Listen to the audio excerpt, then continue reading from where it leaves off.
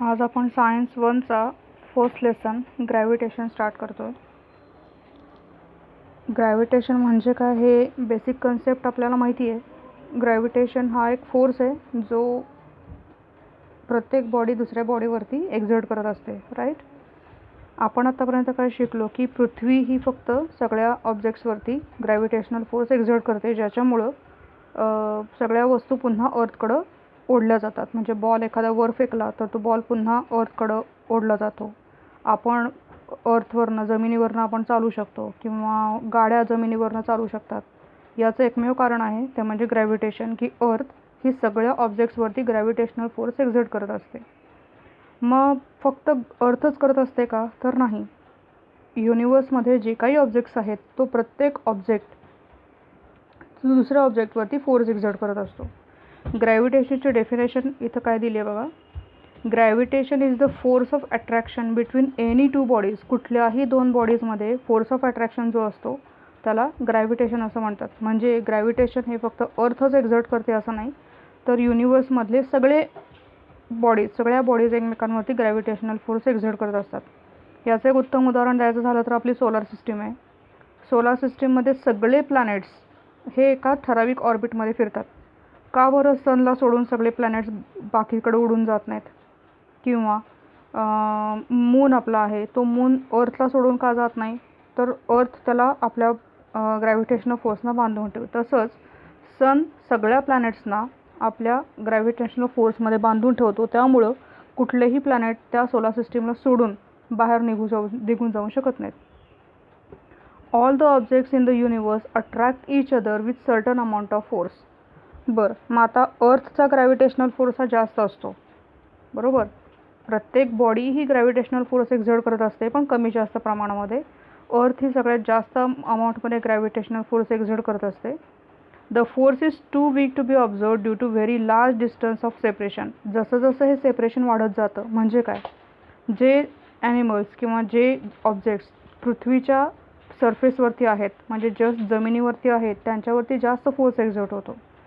मग असा प्रश्न जर मी विचारला की पक्षी का मग खाली पडत नाहीत, बरोबर ना. पक्षी का खाली पडत नाहीत किंवा विमान का खाली पडत नाहीत? ते पण उंचीवरतीच आहे, मग ते का नाही खाली पडत? तर त्याचं कारण आहे सेपरेशन. डिस्टन्स जास्त आहे त्यांचं. पृथ्वीपासून जसं जसं डिस्टन्स वाढत जातं तसं तसं हा ग्रॅव्हिटेशनल फोर्स पृथ्वीचा कमी कमी होत जातो. असंच प्रत्येकाच्या बाबतीत आहे. म्हणजे सनपासून जेवढं अंतर जास्त तेवढा सनचा ग्रॅव्हिटेशनल फोर्स कमी. या ग्रॅव्हिटेशनल फोर्सचा पहिल्यांदा शोध लावला होता तो सर इसाक न्यूटननी, जेव्हा त्यांच्या डोक्यावरती ॲपल पडलं होतं. ते आपल्याला स्टोरी माहिती आहे. तुमच्या पुस्तकामध्ये सुद्धा पहिल्या पेजवरती ती स्टोरी दिलेली आहे. काय झालं होतं, त्यांना ते बसले होते एका ॲपल ट्रीच्या खाली आणि त्यांच्या डोक्यावरती ते ॲपल पडलं. त्यांना विचार आला की हे ॲपल खालीच का पडलं, वरती का नाही गेलं? त्याच्यावरून त्यांनी त्याचा शोध लावला आणि त्यांना ग्रॅव्हिटेशनल फोर्स हा एक नवीन कन्सेप्ट कळाला. पुढं तुम्हाला काय सांगितलं आहे बघा. Gravitation may be attraction of objects by earth. जसं आत्ता मी सांगितलं, अर्थ हा प्रत्येक ऑब्जेक्टला स्वतःकडे अट्रॅक्ट करतो.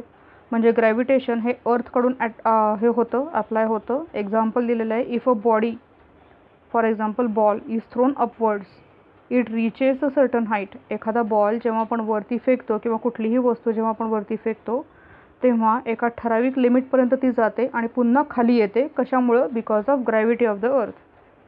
दुसरा पॉईंट आहे, gravitation may be attraction of object in outer space. Outer space म्हणजेच अंतराळात. मी आता मगाशी जे प्लॅनेटचं किंवा सनचं उदाहरण दिलं ते आउटर स्पेसमध्ये, म्हणजे अंतराळामध्ये सुद्धा सगळे ऑब्जेक्ट्स एकमेकांवरती ग्रॅव्हिटेशनल फोर्स एक्झर्ट करतात.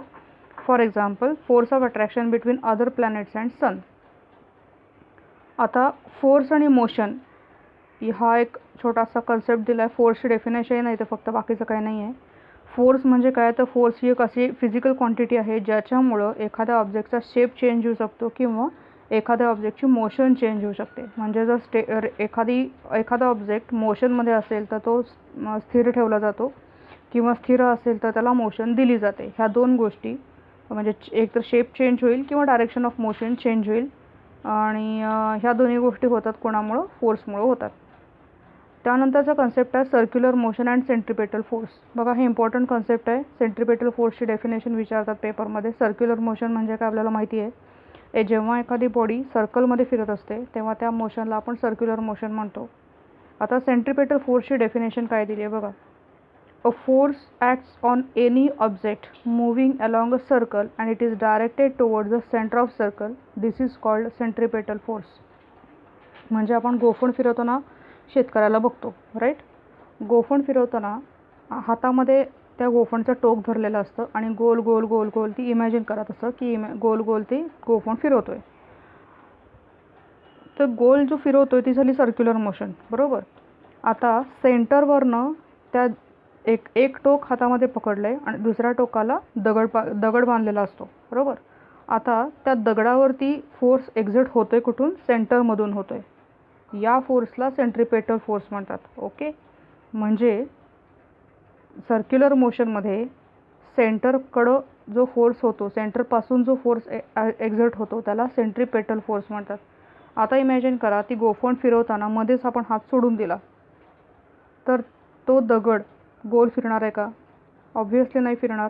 ज्या ठिकाणी आपण तो सोडून देतो त्या ठिकाणाहून तो स्ट्रेट लाईनमध्ये कुठेतरी जाऊन पडेल, म्हणजे टँजंटमध्ये जाऊन पडतो. तसंच एक्झाम्पल देता येतं मूनचं. एक्झाम्पल दिलेलं आहे तर सेंट्रिपेटल फोर्सला मूनचं. Moon revolving around the earth. Moon go around the earth. There must be a force which is exerted on the moon and this force must be exerted by earth which attracts the moon towards itself. आता चंद्र हा पृथ्वीवरती गोल गोल फिरतो, मग तो गोलच का फिरतो? तर पृथ्वी त्याच्यावरती सेंट्रिपेटल फोर्स एक्झर्ट करत असते, बरोबर. म्हणजे सेंटर काय आहे? चंद्र जो परिभ्रमण करतोय, रिव्होल्युशन करतोय पृथ्वीभोवती, अर्थभोवती, तर त्या रिव्होल्युशनला म्हणजे ते सर्क्युलर शेपमध्ये आहे ना, सर्क्युलर ऑर्बिटमध्ये फिरतो तो. पृथ्वीभोवती सर्कलमध्ये फिरतो, म्हणजे ती सर्क्युलर मोशन झाली.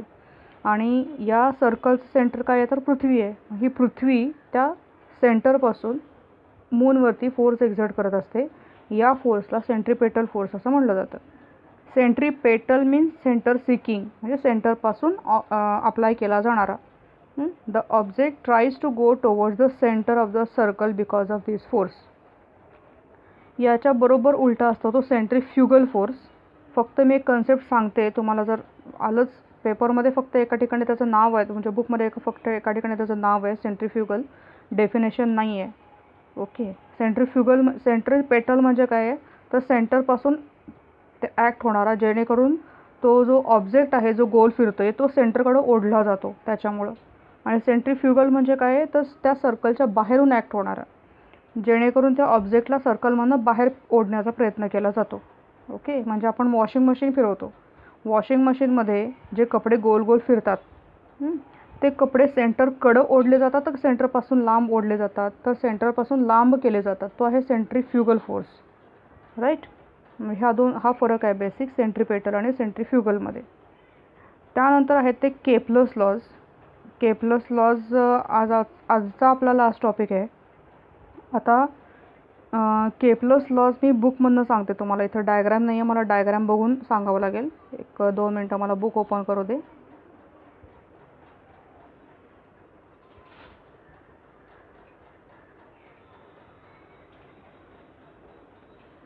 हे बघा, इथं आहेत केपलर्स लॉज. केपलर्स लॉजनं प्लॅनेटरी मोशन्सचा स्टडी केला. प्लॅनेटरी मोशन म्हणजे काय? प्लॅनेटची मोशन. जे काही आपल्या आकाशामध्ये प्लॅनेट्स दिसतात, 8 प्लॅनेट्स आहेत. सगळ्यात मेन म्हणजे अर्थ. आपण अर्थवरती ज्या राहतो, तर त्यानं सगळ्या प्लॅनेटच्या मोशनचा स्टडी केला. त्याला प्लॅनेटरी मोशन म्हटलं जातं. प्लॅनेटचे मोशन्स कशा असतात? ते कुठल्या फोर्सने एकमेकांना बांधून ठेवलेले आहेत? सेंट्रिपेटल फोर्स, सेंट्रिफ्युगल फोर्स, हे सगळं त्यानं प्लॅनेटच्या मोशनबाबत ऑब्झर्व केलं. आणि त्यावरून त्यानं 3 लॉज काढले केपलरनं. केपलर हा सायंटिस्ट आहे, त्यानं हे 3 लॉज काढले. त्याला केपलर्स लॉज असं म्हटलं जातं. इथं एक डायग्रॅम दिलेली आहे तुम्हाला. ही डायग्रॅम आहे केपलर्स लॉजची. खाली काय दिलं आहे? The orbit of a planet moving around the sun. आता बघा, हा इथं सन दाखवला आहे. या सन भोवती हे एलिप्टिकल ऑर्बिट आहे, म्हणजे ह्या कक्षेमध्ये प्लॅनेट्स फिरत आहेत. ठीक आहे. आता प्लॅनेट ए ठिकाणी, पहिल्यांदा ए या ठिकाणी दाखवलं आहे, त्यानंतर बी या ठिकाणी दाखवलं आहे, मग सी या ठिकाणी. ह्या पोझिशन्स आहेत प्लॅनेटच्या, ई आणि एफ. 6-7 पोझिशन दिलेल्या आहेत प्लॅनेटच्या. ठीक आहे. आता याच्यावरनं त्यांना सांगितलं आहे काय बघूया आपण. पहिला लॉ काय सांगतोय बघा. First law, the orbit of a planet is an ellipse with the sun at the end one of the foci. Okay, म्हणजे काय सांगतोय हा केपलर? की सनच्या भोवती जो प्लॅनेट फिरतो, हा प्लॅनेट जो फिरतोय हा कुठल्या ऑर्बिटमध्ये फिरतोय? Elliptical orbit. एलिप्टिकलचा अर्थ अंडाकृती. एक्झॅक्टली सर्क्युलर नाही आहे, अंडाकृती शेपमध्ये. ह्या अंडाकृती शेप दिसतोय की नाही, या अंडाकृती शेपमध्ये ऑर्बिट फिरत असतो आणि त्याच्यामध्ये सन हा एका फोकसला असतो. आता फोकस म्हणजे काय हे तुमचं 9वीला झालेलं आहे. फोकस म्हणजे फोकल पॉईंट, फोकल लेंथ, हे सगळं तुमचं 9वीला झालेलं आहे. ठीक आहे. तर सन हा त्याच्या एका फोकसला असतो. आणि पहिल्यांदा त्यांना काय सांगितलं की सनच्या भोवती जे प्लॅनेट फिरतात ते एलिप्टिकल ऑर्बिटमध्ये फिरतात आणि सन हा त्या एलिप्टिकल ऑर्बिटच्या एका फोकस पॉईंटला असतो. ठीक आहे. हा पहिला त्यांना लॉ सांगितला. तुम्हाला एक्सप्लेनेशन काय दिलं आहे? Figure shows elliptical orbit of a planet revolving around the sun. हे जी फिगर दाखवलेली आहे, हे जे एलिप्टिकल ऑर्बिट आहे, या एलिप्टिकल ऑर्बिटमध्ये प्लॅनेट फिरते. ठीक आहे. आणि सन दाखवलं आहे कुठल्या लेटरनं? एस लेटरनं दाखवलं आहे आणि प्लॅनेट दाखवलं आहे ए या लेटरनं. ठीक आहे. इथं सर्व ABCDEF अशा 6 लेटर्सनी प्लॅनेटचे पोझिशन्स दाखवलेले आहेत. दुसरा लॉ काय आहे? The line joining the planet and the sun sweeps equal areas in equal intervals of time. आता याचा अर्थ काय? एक्सप्लेनेशन काय दिले बघा आधी. AB and CD are distances covered by planet in equal interval of time. That is, after equal interval of time, the positions of planets starting from A and C are shown by B and D respectively. आता बघूया इथं काय सांगितले ते. बघा जरा एक minute, मी काय सांगते. पहिल्यांदा एवढाच पार्ट कन्सिडर करायचा आपल्याला, ए आणि बीचा. समजा एक प्लॅनेट आहे जे ए पासून बी पर्यंत 2 तासामध्ये गेलेलं आहे. ओके, 2 तासामध्ये गेलेलं आहे. हा एरिया काढला. ठीक आहे. तेच प्लॅनेट सी पासून डी पर्यंत 2 तासामध्ये गेलेलं आहे. ठीक आहे. तेच प्लॅनेट ई पासून एफ पर्यंत हा एरिया कव्हर केला 2 तासामध्ये. क्लिअर होते? पुन्हा एकदा सांगते, लक्ष द्या. एक प्लॅनेट आहे जे ए पासून बी पर्यंत समजा 2 तासात गेलं, म्हणजे एवढं डिस्टन्स कव्हर करायला त्याला 2 तास लागले. त्यानंतर सी पासून डी पर्यंत एवढं डिस्टन्स कव्हर करायला सुद्धा 2 तास लागले, इक्वल इंटरवल ऑफ टाईम. आणि एवढं डिस्टन्स ई पासून एफ पर्यंत ह्याला ह्याला पण किती वेळ लागला? 2 तास लागले. ठीक आहे. तर हे तिन्ही एरियाज इक्वल असतात असं त्यानं सांगितलं आहे. एकदम सिम्पल आहे, फक्त इथं हार्ड वर्ड्समध्ये दिलं आहे या लॉमध्ये, त्यामुळे थोडंसं कन्फ्युजिंग वाटतं आहे. पण ह्यांना सांगायचं आहे काय, मग आपल्याला वाटेल काय की हे बाबा एवढंसं दिसतं आहे, हे एवढं मोठं दिसतं आहे, हे सगळ्यात मोठं दिसतं आहे, मग एरिया इक्वल कसा? कारण डिस्टन्स, हे बघा, हे डिस्टन्स सनपासूनचं हे डिस्टन्स कमी आहे, कमी डिस्टन्स आहे. ठीक आहे. म्हणून हे जर फुगीर वाटतं आहे. हे सनपासूनचं त्या मानाने डिस्टन्स जास्त आहे, पण हा मधला जो पार्ट आहे हा कमी पार्ट आहे. बरोबर. हे अजून जास्त डिस्टन्स आहे. ठीक आहे. पण हा मधला जो ब्ल्यू कलरनं शेड केलेला पार्ट आहे तो कमी आहे. ठीक आहे. म्हणजे या लॉचा अर्थ काय सांगितलं आहे, तर कुठल्याही प्लॅनेट इक्वल टाईम इंटरवलमध्ये जेवढे डिस्टन्सेस कव्हर करतो, ठीक आहे, त्याचं इनिशियल आणि फायनल पॉईंट यांच्यातला एरिया हा सेम असतो. ठीक आहे. ह्या सेकंड लॉ सांगितला आहे. आणि थर्ड लॉ काय सांगितलं आहे? हा पण सिम्पल आहे. The square of period of revolution around the sun. आता रिव्होल्युशनचा अर्थ काय? सनच्या भोवती फिरायला लागणारा वेळ.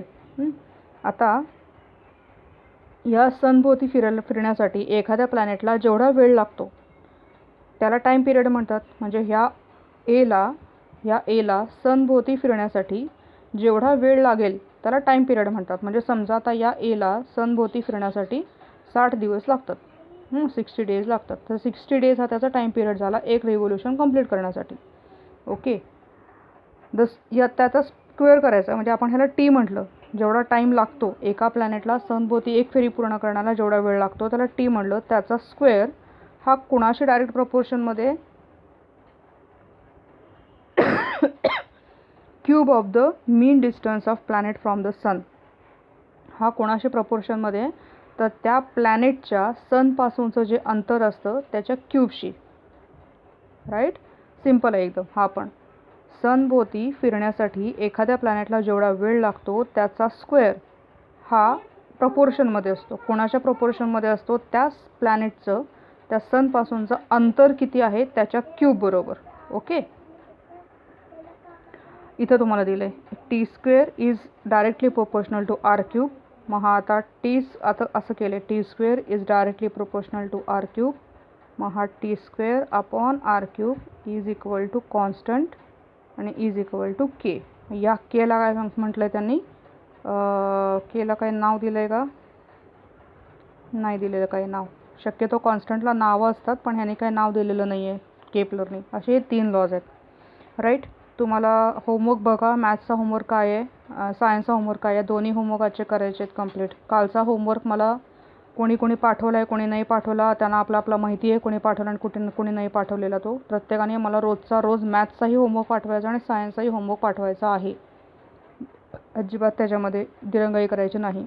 आज मी इथंपर्यंतचेच नोट्स तुम्हाला पाठवलेले आहेत. पुढच्या नोट्स संध्याकाळपर्यंत पाठवते. Okay, let us stop.